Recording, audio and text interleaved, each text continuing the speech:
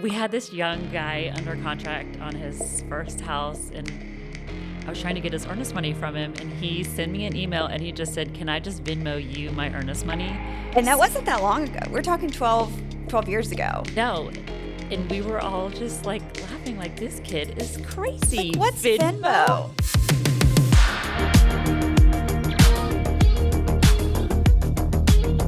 I think I like you. Well, welcome everyone back to the Hamilton's Unlocked, but I am so excited because today we have our first special guest on the Hamilton's Unlocked. Katelyn. Hi. Hi, Katelyn. You're like the third Hamilton. Yes. Like you literally complete our team though. Like truly. Like you're the only other person in the, slideshow, or what are we supposed to call it? Like deck, like slide deck. Yeah. Of people on our team. And I'm so excited for you to be here today. You are the perfect first guest for our podcast. Thank you. I'm happy to be here. And your role is the transaction coordinator on our team, which sounds like interesting, funny words, but is actually just means that you keep me and Scott completely in line, mostly Scott. Mostly Scott. It's a hard job. It is. I know. I do it every day as well. You really are the only other person who understands my pain. Truly. Yes. So, Katelyn, how long have we worked together? Because it feels like forever. It has been forever. 12 years. 12 years. And you know that because that's how Kate is. Yes, you met me when I was very round and pregnant with Kate, and you came in and literally like saved my life. Yes. Yes. At the 11th hour. 12. Yeah, truly. I mean, you slid right in. Yeah. And I have to, we didn't talk about this, but I just have to plug when you applied for that position, you have to tell everyone what route you took to apply for that position. Craigslist. Like, what? Is Craigslist still a thing, I wonder? I don't know. Yeah. Well, it's, I remember it being like, wow, is she going to murder everyone or save our lives? And exactly. Here you are 12 years later. And you've done both. So thank you, Katelyn. You're welcome. Okay. So how did you get into being a transaction coordinator? Yeah. So when I applied to that Craigslist ad, I was actually working for an agent in the Macon, Warner Robins area. Okay. Who did a lot of foreclosures, which if you've never done foreclosures, it's not a lot of fun. Yeah. So I knew I had been wanting to move to Atlanta, and I liked real estate enough that I wanted to stick with it, but did not want to do foreclosures anymore. Yeah. And so I just started applying to every real estate job. And I actually didn't know what I was doing when I got hired. I had no idea. Well, who does? I definitely didn't know what I was doing when I became a real estate agent. Yeah, I tried to make it seem like I had some experience, but my experience was nothing. Right. You were running into like weird vacant homes that were in foreclosure before the bank got there, right? Correct. Yeah. So, well, at what point did you realize that, because obviously you got really good at this, Thank you. Really good, like the best of the best. Well, thank you. So at what point did you realize that like this was your thing that you wanted to do long term? It took a while. Like Okay. I said, I did not know what I was doing. I faked it every day for like 9 months. Yeah. It really took like 9 months for me to realize like, okay, this is how this goes. These are how these pieces fit together. And then one day like it just clicked and I was like, oh, I can do this. Yeah. Yeah. And you could do it for a long time. For a long time. For a really long time. I tried to get out of it a couple times, but it kept bringing me back. Well, and that is how all the most beautiful relationships go. Yeah. Also, I didn't want you to leave me. So Right. there's that. Yes. So, most people have zero idea what a TC or transaction coordinator, I love a good, little acronym. TC. In 3 words or less, what is it that you do? Chaos control. For 3 words, complete chaos control. Yeah, complete chaos control. Yes. So that is what you do. And you work with agents. You work with not just me and Scott. You work with other real estate agents too. Yep. And so when a client hears the words, like we're under contract and you step in, what starts happening behind the scenes? I immediately review the contract. Do you ever find any mistakes? Never on your contracts. Well, thank you. Some agents are worse than others, but Sure. I make a note of all of the things that need to be fixed. Yep. I start calculating all of our important dates.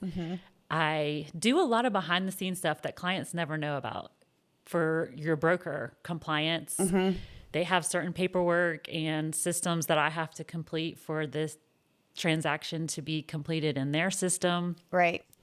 I do all of that. I send out emails to the lender and closing attorney, schedule inspections, get earnest money, all the things. You're coordinating everything. So like that, especially I feel like that first day. A lot the first day. Yeah. That someone goes under contract, particularly with buyers. Yes. You hear from me a lot. Yes. Yes. And we always tell our buyers in our consultations that they will hear from you, but they won't ever meet you, but you do exist. You're not an AI bot. That's right. So today is proof. I will call them, or they can call me. Exactly. Yes. But you're a person. Primarily, I am a person. Primarily by email, because I like to have everything in writing. Yep. We're going to get to that. Okay. So you're handling all of that behind the scenes. And then I feel like the next huge wave comes kind of like right before closing. Yes. So tell me what you're doing then.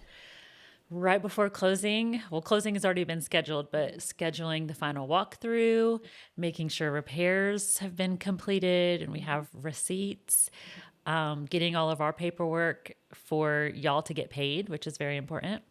We like that part. Reviewing the settlement statement and making sure everything on there is correct and the buyer or seller, whoever we're representing, agrees with the numbers. And getting everyone to the closing. So you're looking over a lot of information. Yes. How did you become, like, how were you, you're the step before the compliance broker, right? Like you're there to catch everything so it doesn't get kicked back. Do you have your real estate license? I do have my real estate license. Yes. And what would you say has made you so good at checking contracts where agents themselves miss things in a contract and you're going back and checking it? What about you makes you so good at that?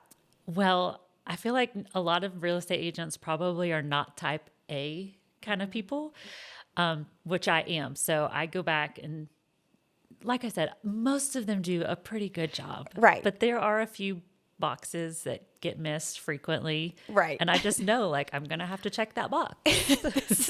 So you have certain little landmines that you're looking for when you Yes. receive those transactions. Okay. How many emails and deadlines are we talking like per transaction, do you think? Oh, gosh. I mean, every transaction has like 5 big deadlines, but they can have up to 10 or 12, depending on the transaction and what was written into the contract that we have to make sure we complete in time. So those are the deadlines. Yes. And then how many emails do you think you exchange? Like, what does your inbox look like a day? Well, I try to keep it down. I can't handle it when it gets really full, but I send hundreds of emails for each transaction and receive. Yeah. Yeah. And you're always like, I always love you. Always say thank you. Like back. So there's always, I know there's like going to be one extra email because you're so polite to everyone that you work with. And so I'm like, oh, that's Katelyn's like, now I know it's over. Now I know it's over. Because Katelyn's like, okay, thank you. So what do you think is the biggest mistake agents will make when they don't have a strong transaction coordinator working with them like we do? When agents don't have a transaction coordinator, I feel like they lack good communication. With their client. Well, maybe not even everybody. with their client, just with everybody else. Like, I feel like they get so busy trying to find new clients, service their new clients, getting them listed, finding them a home, that once you get under contract, and maybe they are communicating with their client, but the rest of us, the lender, the closing attorney, our side of the transaction, we kind of get left out. And so it takes forever to get any information out of them, and like, hurry up and wait the whole transaction because we're waiting on them to reply because they don't have the bandwidth to do it. Yes. Or probably, like, if we're being honest, the skill set. True. Yeah. They may not know what to do next. Yes. They just don't really know what to do. So I'm curious, what do you think would break down if you just like vanished for a week? Well, first off, I don't know if I've ever vanished for a week. Right. Except when I had Robert. Deadlines would probably be missed. Yeah. Just the little things that help keep it moving along. Like, I would come back and have a lot of things to catch it back up to speed. Yeah. Just little emails like, we need this or we need that.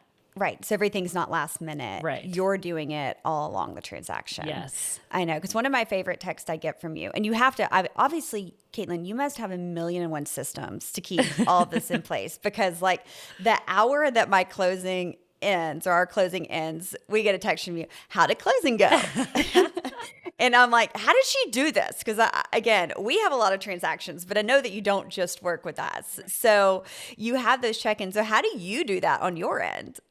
I do have a lot of systems, and I want to say that my systems are like very modern and up to date, and they're not. They're very like archaic, if I'm being honest. Like, I have a pen and paper. Yes. I have my calendar. Okay. Do you write in it or is it digital?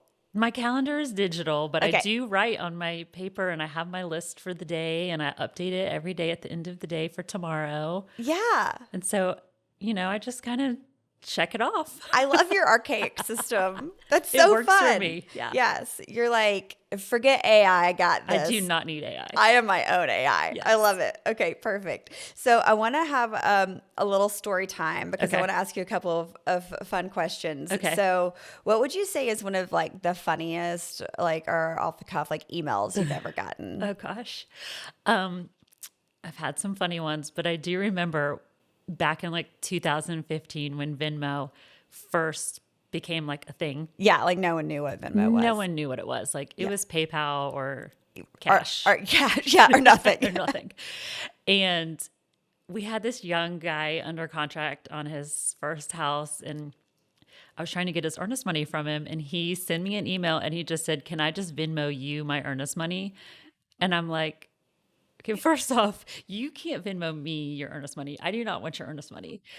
Second of all, no. Like everyone at the time turned their earnest money in by checks. Like a physical. An actual check. They brought it to the office and either handed it to me or put it in the box. And that wasn't that long ago. We're talking 12 years ago. No. And we were all just like laughing like, this kid is crazy. Like, what's Venmo? What is this Oh. made up app?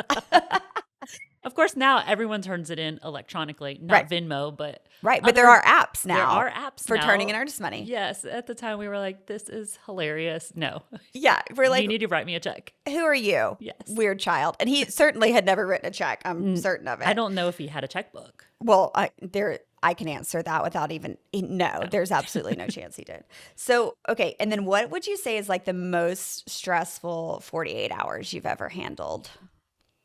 I tried to take a day off one time, which, in real estate is impossible. Well, it's cute. It's funny that I thought I could do that. And I came back. What time of year was it? It was Memorial Day.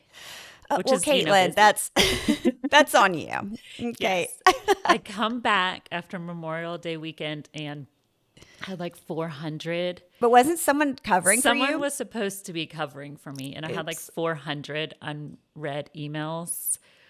I mean, what did that do to like your nervous system? My nervous system has still not recovered. Like I'm still like anxious thinking about it. Yeah. I legit had to work like 80-hour work weeks. Right. For 2 weeks. At the time, you were probably processing 300 to 400 transactions a year, right? Yeah. I think I think there was 50 plus under contract that Right. weekend. I mean, that's crazy. Yeah. Yes, I can see where that would be stressful for you. And then my other favorite thing that often happens to you that people probably don't realize is that, so, obviously when we put someone under contract, there's typically an agent on the other side called the co-op agent. Yep. Now, you assist me and Scott, or the agents who hire you to do that work, because you're an independent contractor at this Yes. point, just to be clear, and your services are hired out. Yes. And it always cracks me up when I see the other agent who literally has nothing to do with you at all and doesn't know you at all starts treating you like you work for them. Yes, I love that. Yeah. What are some of the things that they ask you to do? Can you schedule this, or can we get this contractor out there? Can you write this amendment for me? You're like, no. I'm like, no, I don't these are work for not you. my clients. Right. I don't work for you. I don't You're like, work for What's you. I'm next? so Pick up your sorry. dry cleaning? Yes. Okay. I know. I get like personally offended for you. And I will say that if a co-op agent is ever remotely, like if they bring up the slightest tone to you, it sends Scott into orbit. I mean, Yes. he is so mad. He's like, you don't talk to Katelyn that way. Scott is very protective. Yes. And he will get on the phone and absolutely like lose it on the other agent. And it's like, you don't talk to her, that you got a problem, you call me. So Yes. anyway, I love that about him, and I love that about y'all's relationship too. So, okay, I'm going to do a quick fire round of questions for you Okay. to kind of wrap this up. You don't know what these are. No, I'm very nervous. Okay, no, don't be nervous. They're super easy-ish. Okay, buyers or sellers? Sellers. Phone call or please just put this in writing? Please just put this in writing. Email or text? Oh, either. No. Okay. Email. Okay. All right, calendar reminders or mental reminders? Oh, calendar. Early morning productivity or late night productivity? It used to be early morning, but now it's late night. Okay. I get a lot done after Robert's in bed. Yes. Robert is Katelyn's sweet little 3-year-old boy. Okay. Zillow browsing for fun. Yes or no? I don't, but John does. Oh, And so okay. he ropes me in sometimes. Okay. Do you have 47 tabs open or 3 tabs max? On my laptop or on my phone? Laptop. I have like 15. 15? No, 12. Okay. Do you secretly judge messy agents? Yes. Coffee or water? Coffee. Dot loop or DocuSign? A DocuSign. Jennie or Scott? That's a trick question. I know. Yay!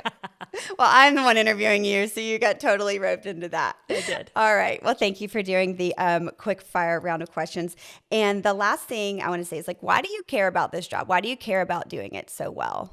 Because you do. I mean, you feel it. Like this is like you're excellent at it. And I am a complete control freak. And you're probably the only person, honestly, in my world that I completely turn things over to and I never question again. You do a great job at that. I have a couple other agents that are also like control freaks and they don't handle it quite as well. Well, which makes it harder for me. We've had many years of trust to build Yes. on that. And so why do you do it so well?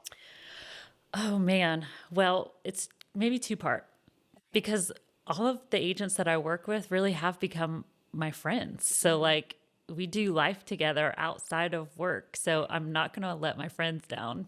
Number one, like I want to do a good job for you and your clients. And then also like, I just know like buying a house can be super stressful. So if I can take any of that away by doing my job well and giving information before or answering questions quickly so that they don't have to like stew about it for 2 days, Yeah. then I'm going to do that. Like it's easy to do. It's who you are. Yeah. Well, thank you so much for being here today. Thank you for Katelyn, you were having me. truly the, third big, huge piece of the Hamilton Home Group. And I appreciate everything that you do. And thanks for coming on. And we'll have Thanks you for back having me. later. Yes, So, please. Thank you, Katelyn. Thank you. Energy 'cause I know I'm in my